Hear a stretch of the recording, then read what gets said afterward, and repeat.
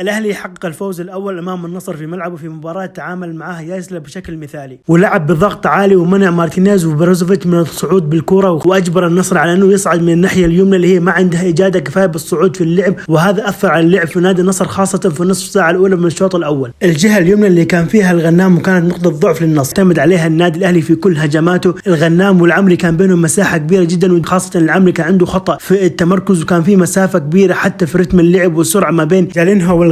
الغنام اللي خرج بداية الشوط الثاني. المباراة هذه كان المفروض يبدأها بوشل في فورمة أفضل بكثير، ويعرف يتعامل لاعب للاعب، يمتلك السرعة والتمركز الذكي اللي يعرف يتعامل فيه مع لاعب زي جالينهو. هو كان مكمل الخطورة في نادي الأهلي. العمري في الشوط الأول كان هو أفضل لاعب وأسوأ لاعب في نادي النصر، سجل هدفين، لكن في المقابل معظم قراراته في الملعب كانت خاطئة، ودائما متأخر في التغطية وسايب مساحة كبيرة وبينه وبين الظهير. الأهلي عرف يستغل المساحة هذه ولعب عليها، وخصوص كان مصر إنه يلعب على أسلوبه اللي فشل في أكثر من مرة، إنه يتعامل مع أي فريق عنده أطراف يمتلكوا السرعة. الأهلي تعامل بشكل جيد، عرف يخرج كريستيانو وفيليكس من المنظومة، وكانوا دائما فيليكس وكريستيانو موجودين ما بين قلبي الدفاع وما بين ثنائي المحور اللي غطى فيهم نصف الملعب، وكان هذا قرار مهم جدا في نادي الأهلي. عارف إنه غياب إيبانيز ومندي راح يكون مؤثر على الفريق، وشوفنا أول ما تم اختبار الحارس ما نجح في الاختبار وسجل هدف في وقت صعب في نادي الأهلي. وهذا يوريك إنه الأهلي اليوم أداؤه ما كان مجرد حماس لاعبين، كان فيه تكتيك وقراءة مميزة للمباراة من يايس لا اللي عرف يتعامل مع جيسوس. لما تلاقي أكثر من لاعب في فريق واحد سيئين في مباراة واحدة تعرف إنه المشكلة في المدرب. اليوم المدرب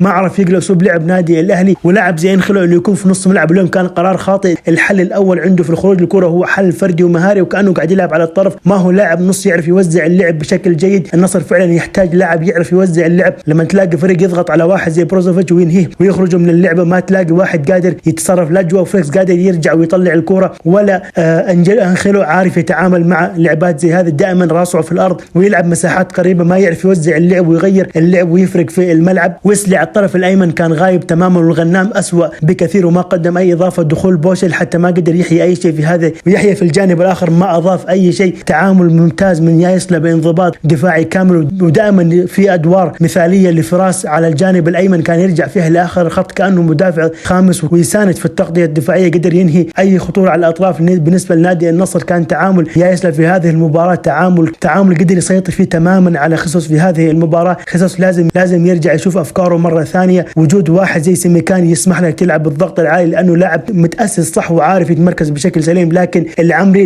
لازم تتعامل معاه على حد إمكانياته، تعطيه مواقف لاعب للاعب، مواقف بدنية، تعامل مع كرات عرضية حتلاقيه مميز، لكن الأداء التكتيكي عند اللاعب ضعيف جدا، واليوم بان بشكل كبير جدا. صحيح سجل هدفين، لكن كمدافع تمركزه دائما سلبي. والغنام تحس انه لاعب معتزل، دائما عنده بطء في التحرك، ودائما تحسه جاي متأخر عن اللعبة كأنه طرف ما هو ظهير. وخسر معظم الثنائيات مع جوليانو، ما عرف يتعامل معه لا لاعب للاعب ولا بشكل تكتيكي. النادي الأهلي اليوم جميع اللاعبين كانوا في مستوى عالي، حتى مجرشي مع الطرد كان من أفضل اللاعبين من ناحية الأداء والروح. وإيفان توني قدر يعود من الباب الكبير لقلوب الأهلاويين بأداء أكثر من رائع، صناعة هدف وتسجيل هدفين، وكان ممكن يسجل أكثر. مباراة كانت مثالية من كل النواحي بالنسبة للنادي الأهلي. أما نادي النصر خسر الفارق المروح بينه وبين الهلال لو فاز المباراة الجاية راح يتعادل مع النصر في النقاط، وراح يكون الديربي، وراح يكون للديربي نكهة أخرى، إنه راح يكون الفائز هو المتصدر، وراح يبعث الدوري من جديد، وراح تشتد المنافسة في الجولات القادمة.